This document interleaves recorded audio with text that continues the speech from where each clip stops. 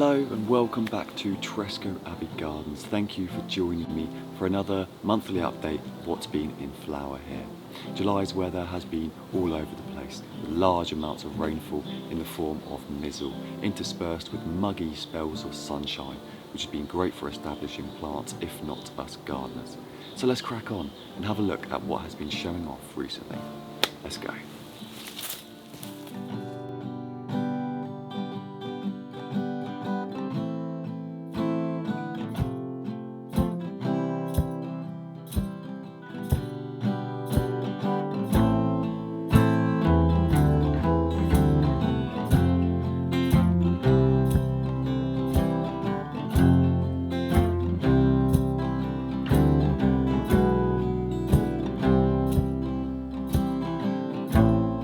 I have here beside me the undeniably impressive giant Burmese honeysuckle, or Lonicera hildebrandiana, which is native to parts of Southeast Asia. It's a vigorous evergreen climber and is the largest of the honeysuckles, with these incredible long, thin, mango-coloured tubular flowers which open with a creamy throat which turns yellow with age. And of course, the fragrance is just as delightful, with this heady, sweet aroma of jasmine and vanilla.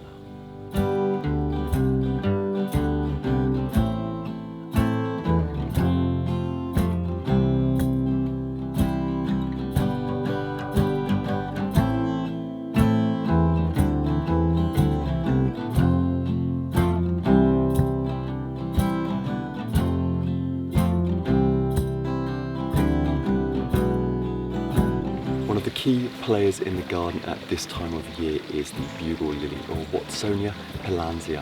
It's a cormous evergreen with sword-shaped leaves 50 to 100 centimetres long, native to southeastern Africa. And we cut the foliage back in early spring to tidy them up and then eagerly await the spectacular mass blooming of salmon pink trumpet flowers.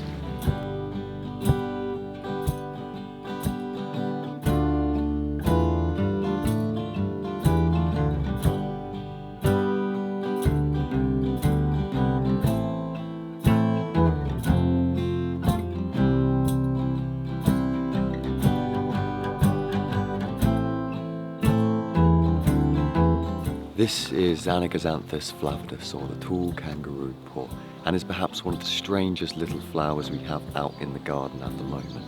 It's native to southwest Australia and is the most robust of the kangaroo paws. The specific epithet, flavidus, actually refers to the yellow coloration of the flowers, but it does naturally come in shades of red, green, orange, pink and brown.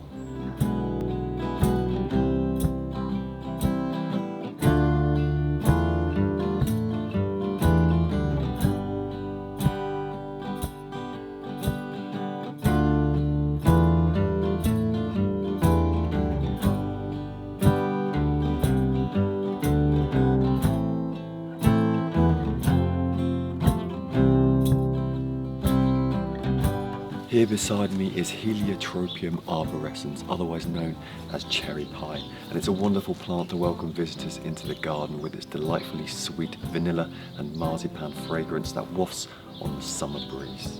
It's a member of the borage family, native to Bolivia, Colombia and Peru, and has these iconic coiled scorpioid cymes that unfurl as the inflorescence develop. It was typically used as a bedding plant here in the UK, as it dislikes temperatures below 5 degrees, but here at Tresco grows all year round, creating these small climbing shrubs.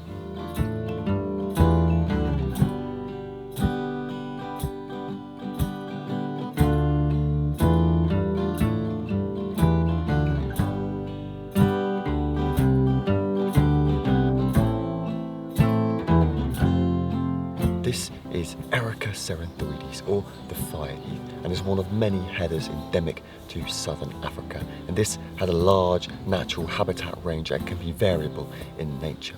This is actually one of those plants that benefits from wildfires, and in the wild can be seen with a profusion of these shocking orange and red flowers in contrast to the blackened and charred landscape.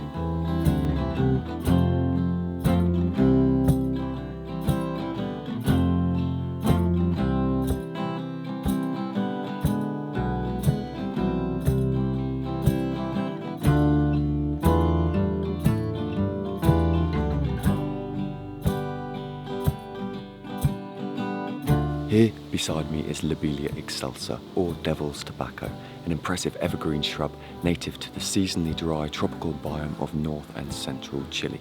It bears attractive whorls of light green leaves on upright stems reaching 2 meters that terminate in spikes of long orange-red tubular flowers which are loved by hummingbirds.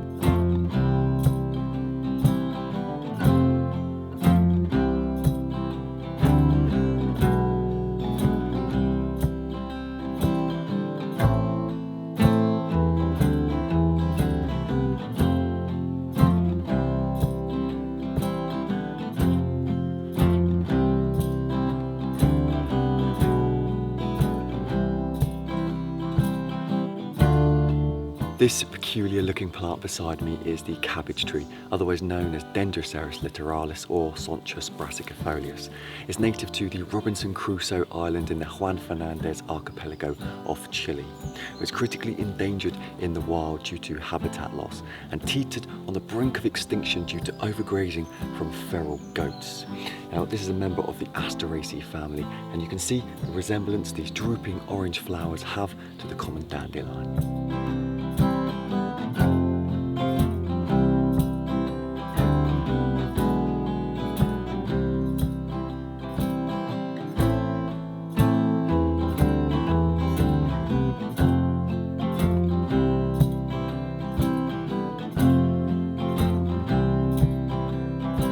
Here behind me is Ipomoea indica, otherwise known as the blue dawn flower. You can see it has these attractive tri-lobed leaves and these gorgeous purple funnel-shaped flowers which are easily marred by the wind and rain but quickly replaced with fresh displays.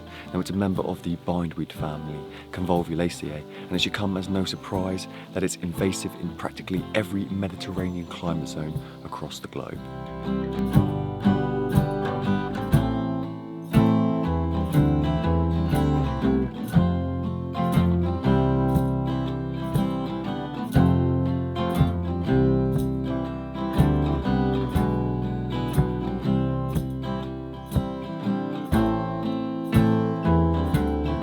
Here beside me is Hedychium coccinum, or the orange ginger lily, which is an incredibly worthwhile addition to any garden for its large tropical foliage and stunning floral displays which carry a sweet lily-like fragrance. It's an herbaceous perennial rising to 1 meter from succulent rhizomes which smell distinctly like ginger.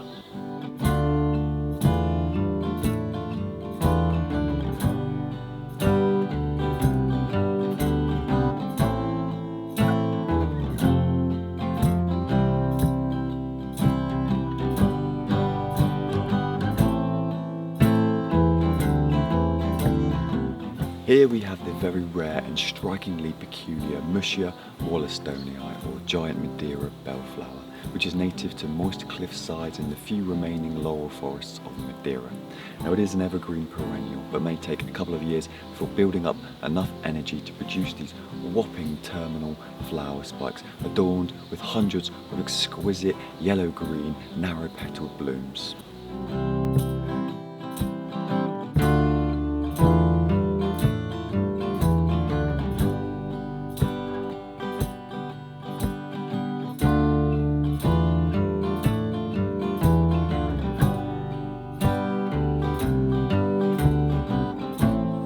That is it for today's episode, and this also marks the end of the monthly flower updates here at Tresco. I want to thank each and every one of you who has tuned into the channel, and especially those of you who have subscribed and commented, so thank you. I will be back with more Tresco content in the future, as well as some very exciting international garden projects, so stay tuned. But until then, goodbye.